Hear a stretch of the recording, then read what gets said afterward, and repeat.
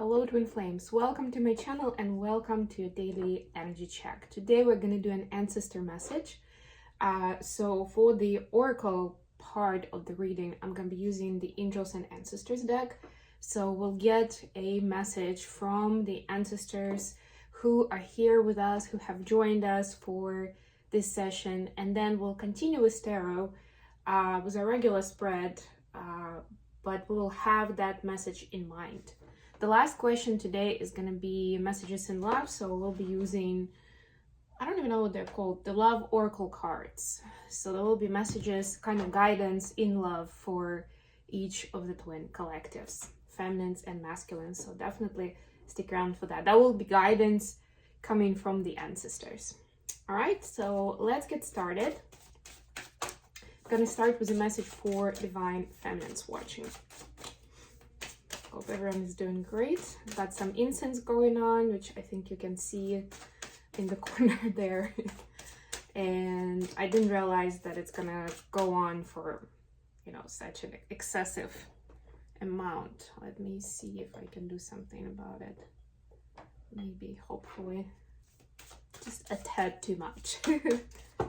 My cousin is a big fan of incense and like the incense sticks, and so she gave me a few when I was visiting her in Portugal, and yeah, from time to time I decide to change things up. Okay, so yeah, in terms of the announcements, I am doing the Mindfully Awake today. The episode tonight is going to be about nutrition. So if that's a topic that you kind of have been pondering but never really got to, you're maybe thinking, should I talk to a nutritionist, dietitian, but you're not sure, we are going to talk about that as well. So join in today, and as always there will be some practical steps that you can start taking immediately to improve the quality of your nutrition, to improve your well-being, physical, mental, spiritual, all the ways. Alrighty, on that note, divine feminines have the eagle. See it from a higher perspective. So this is seeing the bigger picture. Yeah, it's very interesting because you know what? Sometimes when we look at the situation from a bigger picture, we see the events differently. They gain a different color, different nuances, right? That we understand, okay, this particular, argument with a friend was actually important because it was symbolic of, or that was a recurrent pattern, or, I always felt ashamed of discussing this topic, or whatever it was, like maybe like even to compare like 5 years back, I would never even had those conversations, but now we are, and even though it's not, maybe it didn't end in the way that you wanted to, right? But it showed you certain things, it gave you new ideas, or it reinforced your values and your beliefs, right? So there's a lot of stuff like that comes into perspective when you think about it in a bigger scale, which is one of the reasons that it's good to do kind of like retrospective kind of sessions, even with yourself from time to time. You can do it with your family, of course, but I feel like a lot of times it's a more intimate process. So you can do it with a coach, a therapist, you can do it by yourself, could be part of your journaling. Maybe at the end of the month, this is like a simplest idea, right? Just see what was happening and kind of like what you drew out of it, right? But it can be on a case-by-case basis too, like that difficult conversation. And then once you're done with the immediate recovery from it, then you can detach. Once you can detach from emotions, that's the real sign that you've grasped the lesson, that you've done your work, that you've had your closure, and then you can see it from a different, higher perspective. All right, so whatever is happening for you now, if you have questions or doubts, or you're upset about the situation or angry, just know that it's there for a reason, and as soon as you can see the bigger picture, you'll understand why. For masculines, we see the great teacher. Learn from spiritual experiences. All those experiences are your teachers. Also, soulmates that you have certain soul contracts with, they are your teachers too. So in order for someone to be your teacher, they don't have to have like a certain certification or, I don't know, 20 years of being a monk or something in Tibet, right? It can be, one of your peers, just maybe even your child, who knows, right? It's more about, again, a different perspective, almost like, right? When somebody comes in with their energy and it disrupts yours in some way. And I mean, of course, it can just as well be that it intensifies certain great feelings that you already had about who you are, what you do, what you believe in, what you're passionate about, just as much, right? Like we meet our best friend and somehow it works and we gel well, that, we finish each other's sentences and it just works, right? And that can highlight certain things for you in a positive way. And that could be encouraging and life-changing. But whatever it is, it's important to acknowledge specific experiences in your life, right? And be grateful for those, appreciate those, and learn from them, right? It's almost like the life is your teacher, the universe that's giving you those opportunities for learning. All right, let's get on with our reading. I know my readings have been longer this week, and I know that usually people like them to be a little shorter, so I'll do my best today not to keep you guys too long. Queen of Cups at the bottom of the deck. Beautiful, beautiful card. So yeah, this is about emotional intelligence, and this is about integrating lessons, really, because when something dramatic happens to you, let's call it even a tower moment, happens to you, in that very moment, it's really hard to just detach and just see the lesson in it, right? Like, we still have that first reaction. Usually it's fight or flight or freeze, right? Like our immediate response. Then there could be secondary responses like, what the hell happened here? How did I even get into this? Was it me? Was I that stupid? Or, did I get in with the wrong people or something, right? Like, what is this BS, right? And then there is a third stage when you found your peace with what happened. You've forgiven people who needed to be forgiven, whoever you saw as responsible in that story. Right? And now you can see more of like, okay, now I see why it was important. Because I was actually not supposed to carry on with that path, right? Or it disrupted me and it led me to finding this new hobby or this new online resource or this new community. And I could never be grateful enough for that. Bottom of the deck, the clarified deck, 3 of Wands. Yeah, so a lot of times actually these experiences, right? And actually there is certain synchronicity between the messages for the F and M, even with the birds. Look at that. We're talking birds today. Birds are usually messengers of divine messages. Messengers of messages. You know what I mean, right? This life experience is something that a lot of times we manifest it ourselves. But of course, when we manifest, we don't know how that something is going to come about. And a lot of times it's a multi-step process. So in order for the universe to bring what we desire into our life, certain things need to go, or our mindset needs to change, or we're supposed to discover the right people that we can partner with to get to where we want to be. Something along those lines, right? So it's that kind of next level perspective that's important. Feminines, your cards are 7 of Pentacles and 9 of Wands. Very different energy. This is an energy of patience, of planting the seeds, of taking care of those seeds, and nurturing them into something bigger and better. The 9 of Wands never waits. It's the impatient energy that just goes for what they want, and they need it now. They need it this very instant, right? So to me, this means more than anything, finding balance between those two things, because we don't want this first energy to go into procrastination where we are telling ourselves that, yeah, we're just taking our time, we're doing it little by little, but essentially we find ourselves procrastinating and not moving towards that dream at all. On the other hand, we don't want to be rushing, and that's where society may take us, may guide us, right? because it's almost like this new programming now that we're getting, and more people are deeper in it than others. But it is a new reality that, it's such a fast-paced world around us for most of us, right? Unless you're living, on a small island and you're not really connected to the internet on a regular basis, then maybe it's not the case for you. But for the most part, we live in the world where we expect immediate results.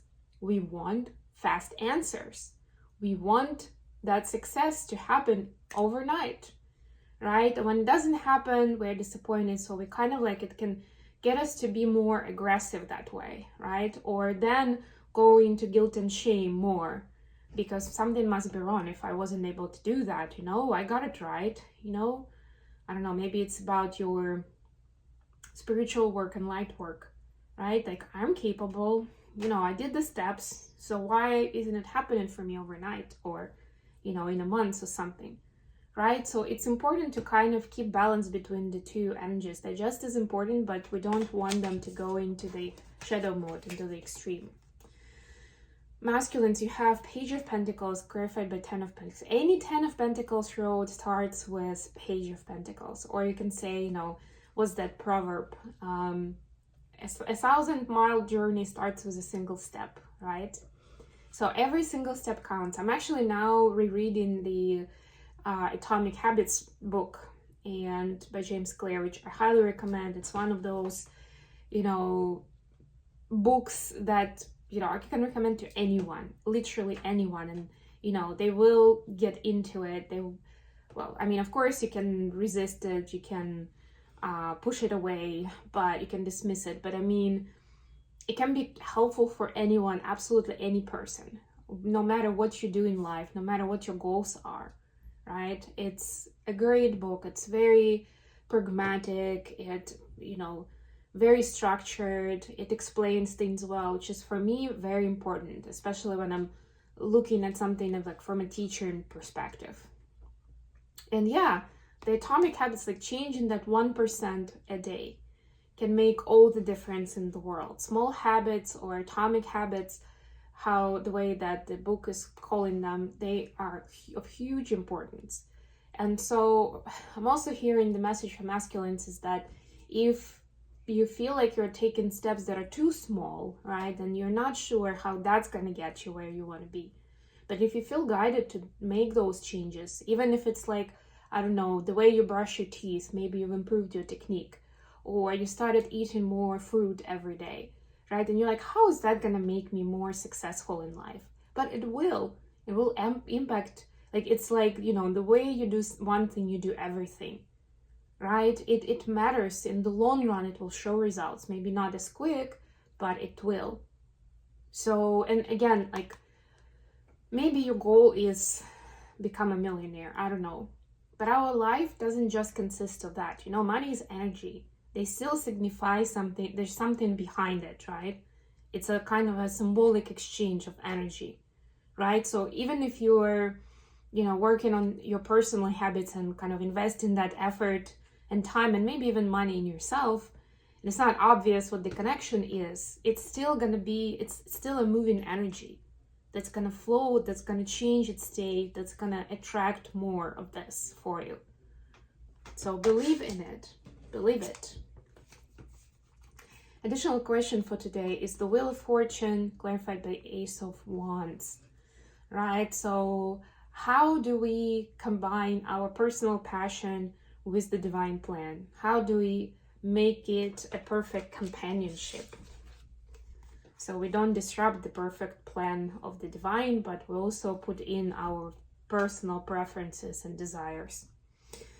For the feminines, look at this beautiful energy, the Sun and the Nine of Cups. That's exactly it. The Sun is where you, especially in this deck, you see how this person, actually a feminine figure, which is even cooler, the feminine figure is literally kind of like dancing with that sun energy, right? Embracing it, right? You're surrendering to it. You're not blocking it. If it comes in, you welcome it, right? If it stops you from going somewhere, you pay attention. But it doesn't prevent you from, living your best life and making choices that resonate with that for you, right? And that's where that I'm trying to find the right word for it, but that's why you can do both, essentially, right? It's not just surrendering, it's not just doing what you want. It's kind of like doing both, but it takes a little bit of practice at the beginning to figure out how to discern that.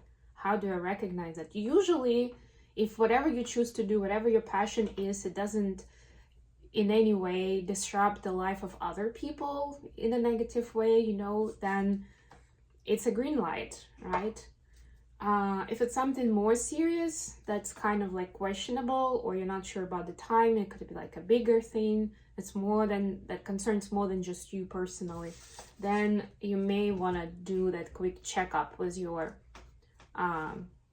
guides, with your ancestors, with your higher power, on whether it's a good time, whether it is time to act or it's time to surrender and integrate. For masculines, when we see King of Pentacles now, all these pentacles, oh my god, Ace of Cups clarified by King of Pentacles. For masculines, it's more than anything the integration of the feminine and the masculine energy. You know, the love and the nurture and vulnerability that each of us has, that masculines unfortunately take longer and usually take more effort to embrace and to recognize and to respect and to fall in love with that part of themselves, with the vulnerable part, with the intuitive part, with the empath part. And on the other hand, still being the masculine self, you know, have that center and be able to act, you know, with that empowered masculine energy within, where the masculine can assert what they want, they can take confident steps forward, you know, they know what they're standing for, so they can, you know, explain it or defend it at any point in time, and they continue moving forward and they continue expanding. What are the love messages today for Divine Feminines watching?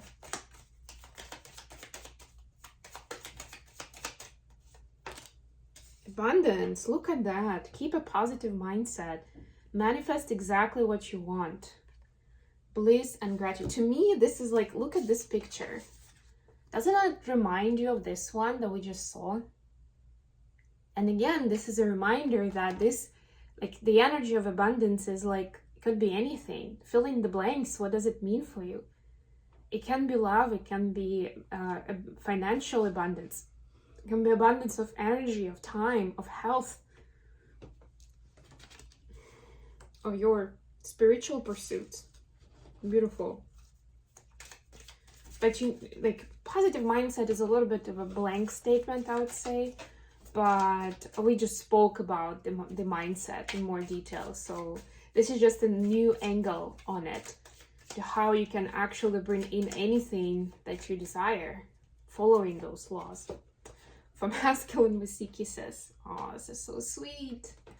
Unconditionally loving, giving and receiving affection, falling in love. And that's exactly what this is. Again, such a synchronicity with this Ace of Cups, right? The moment you start recognizing that love in you, Divine Masculines, that capacity to love and be loved, and that includes vulnerability, that includes opening up your heart, that's immediately when you will receive from another person, right? When you'll meet someone who will love you unconditionally, and you'll know how to recognize it. For a lot of us, we didn't receive it in the childhood from our parents the way we're supposed to. So this is our chance, this is our time to really step into this and recognize it and appreciate it and value the unconditional love within yourself, and definitely value those people who love you unconditionally. Okay, I'm gonna leave it here. I hope you liked this ancestor message. I love you all, and I'll be back with more messages very, very soon.